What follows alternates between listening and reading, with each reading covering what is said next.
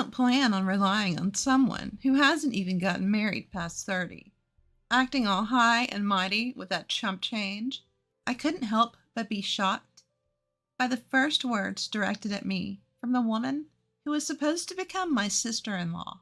My brother, with an even more malicious grin, turned to me. Sis, just go home already.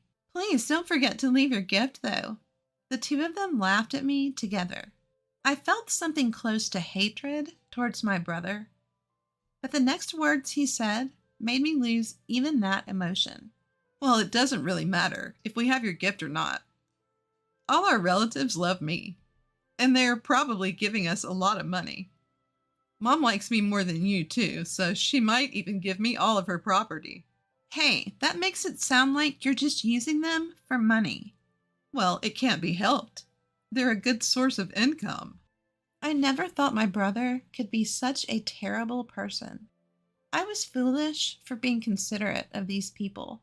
Despite it being our first reunion in a long time, my brother hasn't changed a bit since the old days. If anything, his terrible personality has only worsened, and I couldn't stand it anymore. I reached my limit and left the waiting room while the two of them laughed together. My name is Emma. I'm 32 years old. I work for a foreign cosmetics company. After graduating from college, I worked for another company, but I was lucky enough to be headhunted by my current company and changed jobs. The people I work with are ambitious, and I work tirelessly every day while receiving constant motivation. As a result, I now hold the position of department head. Ever since I started working at this company, they have recognized my worth. Every day has been enjoyable. Of course, there are times when I struggle with work, but the sense of accomplishment after overcoming those challenges is something I can't experience anywhere else. I've never been one to spend my days thinking about how much fun I'm having every day, especially before going to college. My days were very stifling. I have a younger brother, Nate, who is 5 years younger than me. Ever since Nate was born, my mom has been completely devoted to him. She loves him so much that I became less important to her. As a young child, I couldn't find anything to fill the loneliness of not being cared for by my mom. The more my dad and relatives tried to pay attention to me, the more I missed my mom. On the other hand, Nate was the first boy born in our family in a long time. He was also the type to easily get spoiled by anyone. So before long, our relatives stopped caring about me and only doted on my brother. To make matters worse, I have a strong sense of justice and hate wrongdoing. Not many people find a child who points out problems so cutely. Because of this, I became more and more distant from my relatives. The worst part was Nate's personality. Having been pampered by my mom and relatives, Nate grew into someone who couldn't be satisfied unless he was the center of attention, and knew exactly how to behave to get it. You could say he was skillful and good at getting by in life, but you could also say he was manipulative. I couldn't get along well with such a brother. Nate often got into fights, and my mom always defended him. I started to lose my sense of purpose. Not just my mom, but my relatives also started favoring Nate, and I began to feel uncomfortable whenever our family gathered. Seeing me like this, Nate would say, "Why don't you go to the other room, sis?" He had a smiling face, but he was giving me a look that didn't allow any objections. At that time, Nate was in the first grade of elementary school. If something bothered him, he wouldn't hesitate to lie and make me look like the bad guy. I had long lost my position as the older sister. When my brother said that, I had no choice but to leave. But what hurt more than being treated like an intruder by my brother was the way my mother and relatives acted. When my father noticed I was gone and asked, "Where's Emma?" the relatives just shook their heads, and my mother said, "I don't know." Then Nate jumped in. Speaking of which, the other day, my mother and the relatives listened with great interest to his story, as if I never existed. It was so heartbreaking. Nothing changed, even when I wasn't around. At times like that, only my father's sister, Aunt Ava, worried about me. "Here you are. Don't you want to go back to the others? Or do you not want to? As I cried quietly, sad and frustrated, my aunt sat down next to me without me noticing. She gently stroked my back as I buried my face in her lap. When I couldn't say anything, my aunt began to speak softly. I kind of understand how you feel, Emma. Maybe it's because I'm an older sister, too. Ever since my brother was born, he was the one who got all the attention. And you know how our relatives are, mostly women, right? So they really spoil the boys. I always thought it was unfair. You too, Aunt Ava? I was surprised. My aunt was always cheerful and in charge at family gatherings, and I never would have thought she felt that way. My aunt smiled gently in response to my question. Yes, when I was a kid, I was so jealous of my brother all the time, but he wasn't very talkative, so he wasn't always the center of attention like Nate. I think you must be feeling much worse than I did. Aunt Ava said this while gently stroking my head. I hadn't had my head patted like this in so long, and I felt a mix of emotions, happiness and embarrassment for letting her see how weak I felt. Our family has strong ties, you know. And Nate is kind of cunning, or maybe he's just good at winning people's hearts. He has that kind of personality, right? Everyone gets easily fooled by him. Really, Aunt Ava? You think that about Nate too? I was surprised again, thinking that no one in the family saw my brother that way. Aunt Ava winked at me, surprised. So don't forget, I'm watching you, Emma.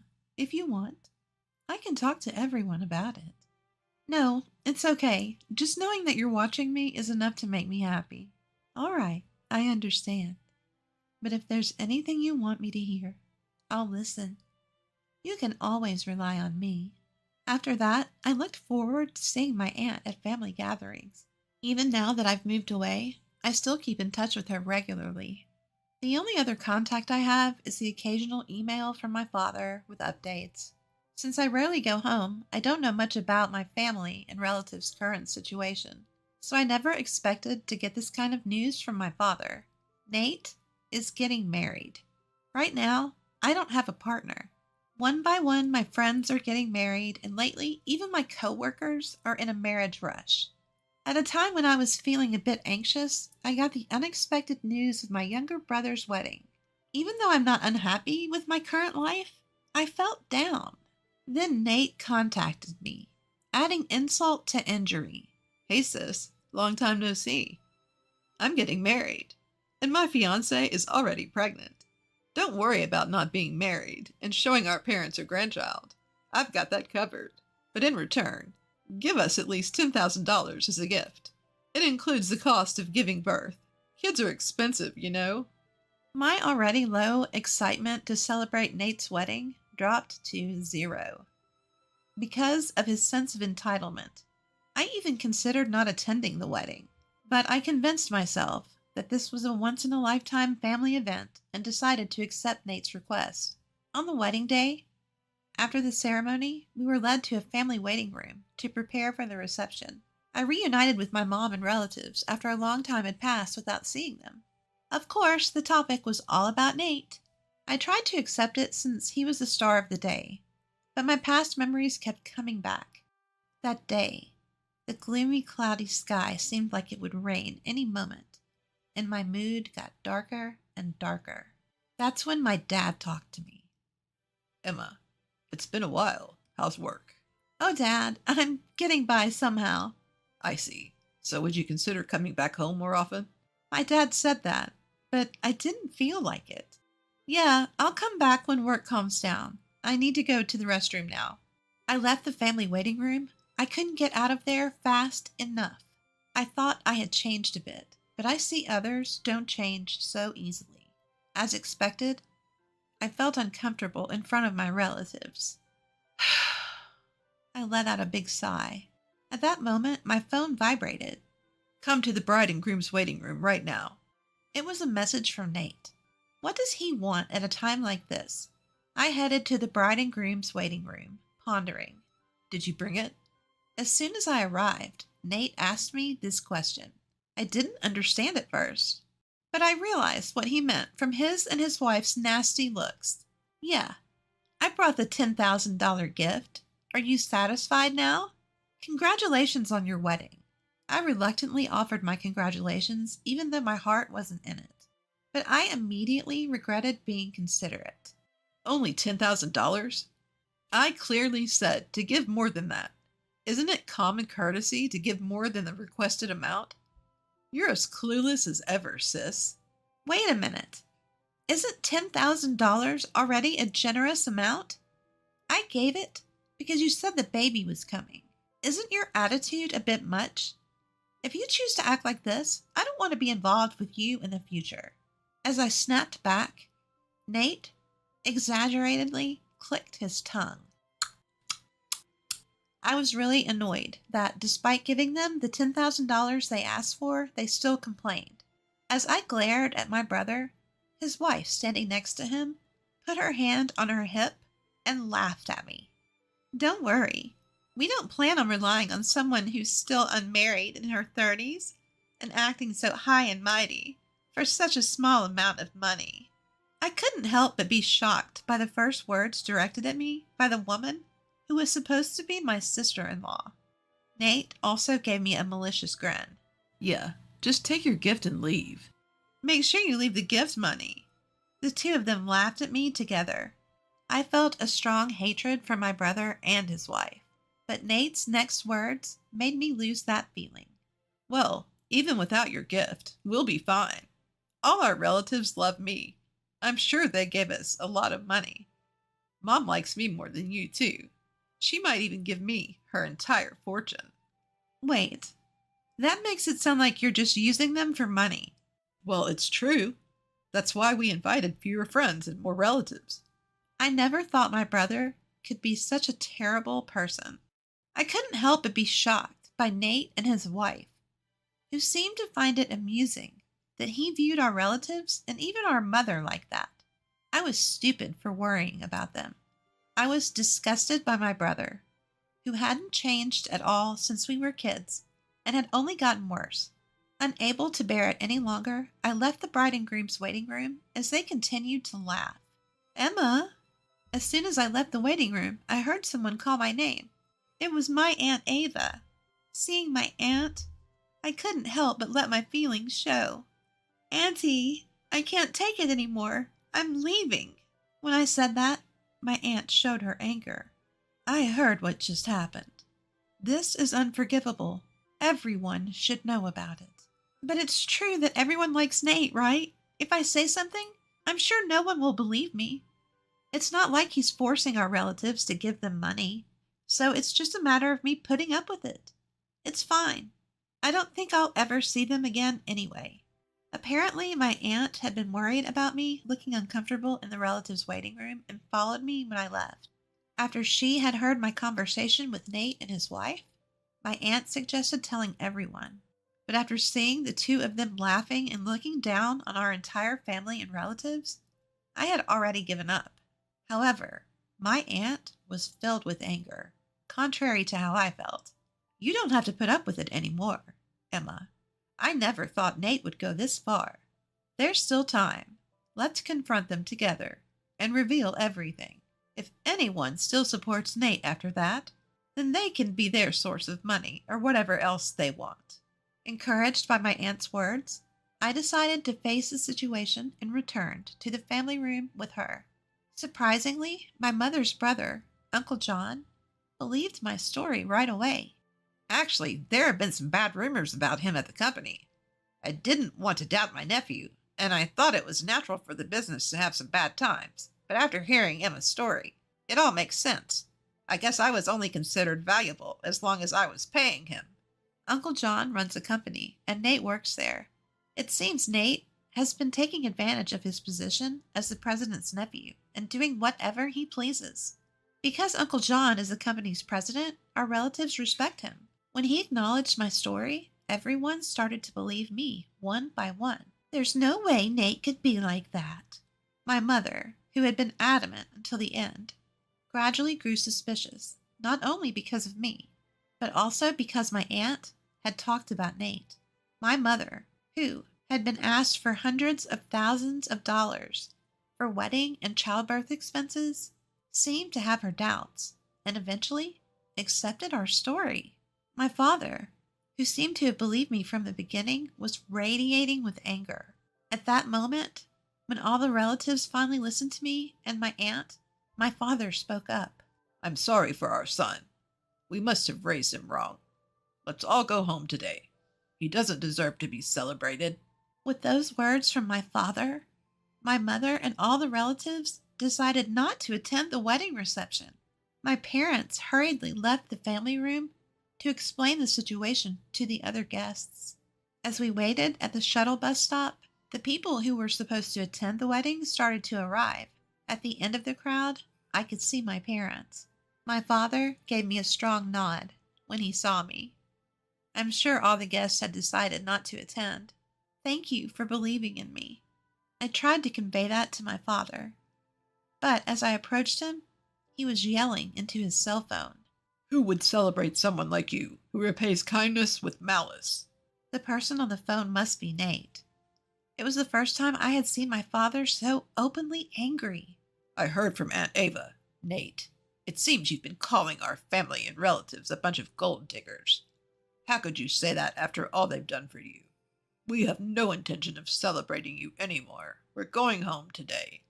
My father hung up the phone and apologized to me for all the hard times I had gone through.